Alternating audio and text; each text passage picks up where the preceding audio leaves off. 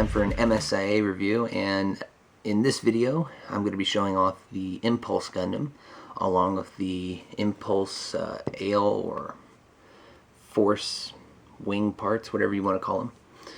And that's it. So this figure is from Seed Destiny, and it's not my favorite series, but I have to admit some of the designs in it are pretty amazing. And with that being said, let's go ahead and get into this review. 3 sets of hands you get with this MSIA, the first being the fist on the mobile suit itself right now. Of course, you get some trigger finger holding hands for the beam rifle or whatever weapon you want to put. Some beam saber holding hands, so there you go. You're also going to get, of course, a shield, and I'll show this off a little bit more later. You'll get a beam rifle, very, very different from the Strike's beam rifle. The scope moves, but the handle at the bottom doesn't. Not my favorite design. Oops, let me get these guys. Of course, you get some beam saber blades for your beam sabers themselves, and they're nice little pink, pretty long, if you ask me. You get this little, well, I don't even know what it's called, but this little, I don't know what it's called. I guess it's a little launch plane to hold the wares, just like the Sky Grasper for Gundam Seed. And then of course you get the wings, or the force pack. I think that's what it should be called. The wings in the back move, they're on with ball joints. There you go, so you got a full range of motion right there. It's pretty much, like I said, the same thing as the Ale Strike. And this is just an updated version, except it's much more toned down. The wings in the back aren't so huge and stuff. So, pretty nice, I guess. Probably the coolest accessories you're going to find with any of the Impulse Gundam figures are the blades that you get. And of course, like I said, this is an updated version of the Strike. Have to keep repeating that for some reason. But anyways, you get these 2 little blades. They fit into the side skirts right here. And they do fit in there pretty well. You just got to work at it. So like there, they go in. And they can close. You just got to push them in there correctly. Can you see that? Yeah, you can see that. This one doesn't want to do it right now, so we'll just leave that alone. Anyways, the second coolest thing is you actually get a core fighter, and this guy actually goes inside the mobile suit itself, and it can fold out. Take the little wings out, and there you go. You got a little core fighter. How neat is that?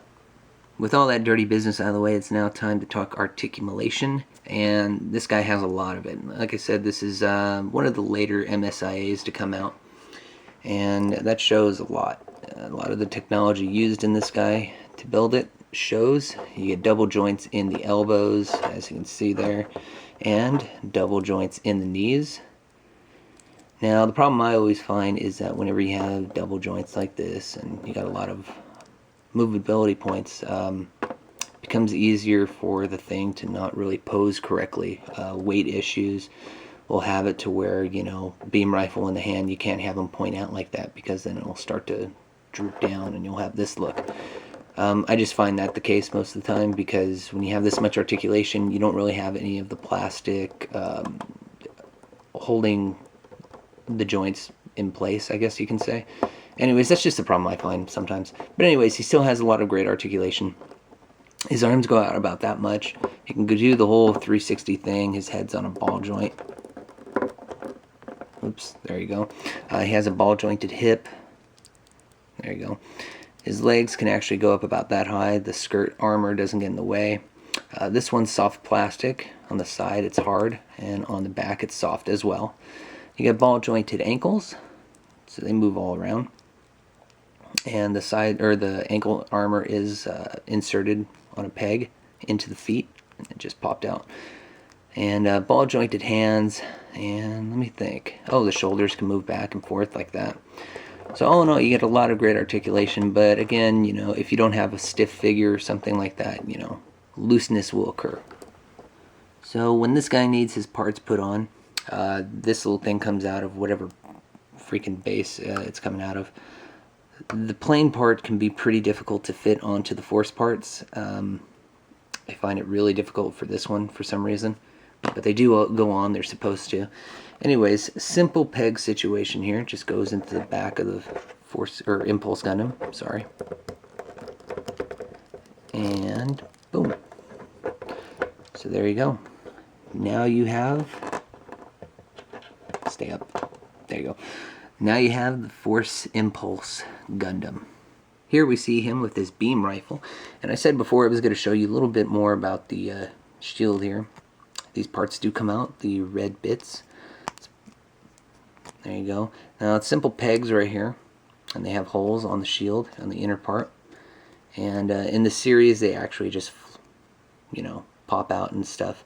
You get a peg right here and a handle for some reason, even though this can't really swing out, and when it does, if you force it, it'll pop off. So there's no reason for it. This just gets inserted onto a peg onto the mobile suit, like I said, and I hope I don't bust anything off. And before anything can fall off, voila, there you go. Now he's armed. Here we see the Force Impulse with a beam saber out, and for some reason these later MSIAs really had long beam saber blades. I found it pretty irritating. Not only that, they weren't the soft plastic anymore. They were really hard, and the possibility to break these things while you put them away was quite high. But all in all, they still look pretty good. It's a nice little pink color, if you can see it. Yeah, you can see it. And yeah, doesn't look too bad. Here's a little bit of a closer look at the MSIA from head to toe.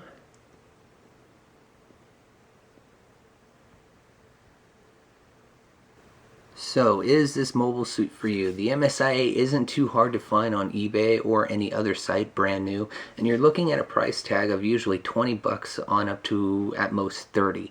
The figures do price up a little bit more nowadays because more and more people are getting back into the Seed and Wing and to the other Gundam universes, so they're not just sticking to the UC era anymore. All in all, it's a pretty good figure. Nothing too much wrong about it.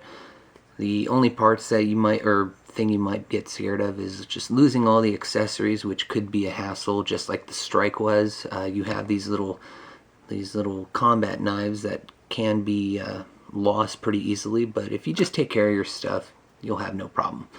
So with that being said, we've done the sword, we've done the deactive impulse, we've done this impulse force.